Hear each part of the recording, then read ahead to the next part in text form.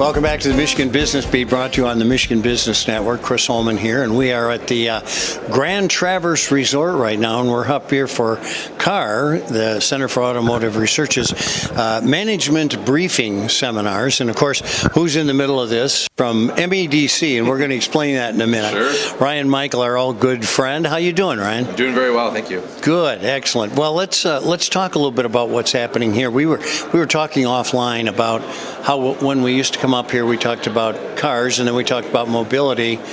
Now we're talking about workforce, housing, maternity leave, everything else. Sure, yeah. Right? So talk to me a little bit about, before we go there, what are you doing now? Because you've been somewhat reassigned. Sure, yeah. So now I'm a senior executive with Michigan's Office of Future Mobility and Electrification. I come to that role, my past experience with the attraction and retention program and then the supply chain program. So bringing all those new skills into mobility, because as you're saying, mobility is everything. I mean, it's the movement of people and goods. That's what we focus on, but it's also everything else. It's more than 20% of Michigan's economy. So it's super important that we are, dedicating our office's efforts on that and really helping Michigan as a whole dedicate more attention to moving the field forward. So let me ask you something in this new structure. Sure. Are you still part of MEDC? So our office is situated between 4 state agencies. MEDC is one of them, okay. But it's also EGLE, the Department of Energy, Great Lakes and Environment. I think I got that incorrect. I think My you apologies. did. Close enough. But then LEO, Labor and Economic Opportunity, MDOT, which handles the roads, and then Economic Development, MEDC. Okay, so all those things play into mobility Exactly. anyway. So we have teammates that are responsible for pieces across all of those different state agencies. Okay, so let's talk a little bit about what you're doing here today. Sure. Obviously, gathering information, I would think. Absolutely. And like I said, I mean, everything is mobility. What we have to do is we have to create a big tent, right? Mobility is more than just cars. If you really think about what a car is, it's the most sophisticated machine on the planet.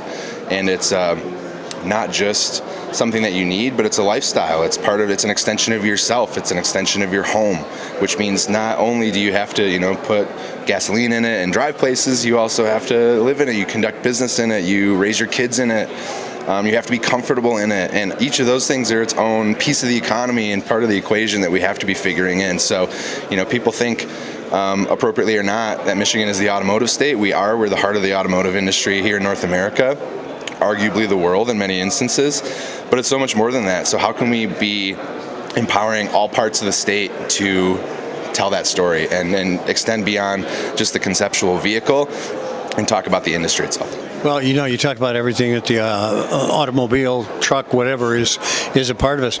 My wife suggests that I can live in one, so as you can imagine. But let's talk a little bit about that, because there are other states around us, and of course the West Coast would love to be the mobility center of the United States, of the world. Yeah, I mean I think everyone does. I mean, it's very lucrative, right? But there are a few places that can put the entire package together as Michigan can, right?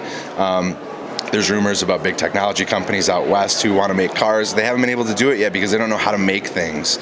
We know how to make things. So not only do we have that technology and experience, but we're cultivating the next round to bring people into the fold, and we are positioning ourselves to capture the future. So I'm a little biased, but at the same point, I don't think other states can do it the same way that we do. And even our southern competitors who are, they throw money to land the assembly plants, that's great. We need that in the country, and I'm glad those people have jobs and things like that. But Michigan, I think, is uniquely positioned to be able to do it better over the foreseeable future. Well, and we have the R&D, we have the universities here, we have all the infrastructure that's been steeped in this moving objects down the road for so long. Absolutely. Yeah, you can't just pick up and start it over. Yeah. We've been doing it for over 100 years, and that counts, right? That counts for something. So that's what we want to make sure that the world knows. So when we tell the story, we on the road and internationally, as we're attracting new businesses here, we say, Michigan is the place that it's going to get done. You might hear the investment going to Texas or California or South Carolina, and it makes the news, but how much of that is still supported by Michigan? And the answer is a lot. Well, and if one of your fortons is Leo, you're obviously paying attention to what will be supportive of our dominance, and that is the people problem. Absolutely, and we're working very closely with the governor's office and Leo, obviously, to address that. I mean, we have to make sure that we have jobs ready, and we have to make sure we have people ready to take these careers into the future. So it's definitely a focus of so many of the sessions that we've heard here, is making sure that we have the resources deployed appropriately and just being ready to tackle that next challenge.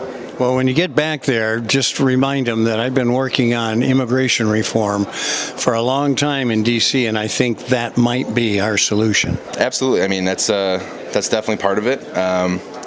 We're open to any and all ideas and opportunities that we can get. I mean, we want the best and we want the brightest, and we want them here in Michigan.